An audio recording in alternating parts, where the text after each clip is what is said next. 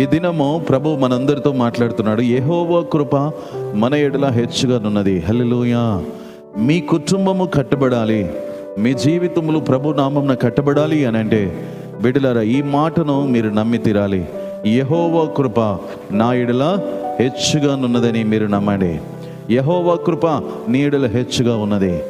ఆయన నిన్ను మరి ప్రతి దినము ఆయన కృపతో ఆయన నడిపిస్తున్న దేవుడు, ఆయన నమ్మదగిన దేవుడు. ఆయన కృప నిన్ను విడువనిది, ఎడబోయనిది అని అంటున్నాడు. అందుకని పూర్ణ మనస్సుతో మనం ప్రభువును వెతుకుదాం. మన పరిపూర్ణమైన మనస్సుతో మనం ప్రభువును వెతుకుదాం.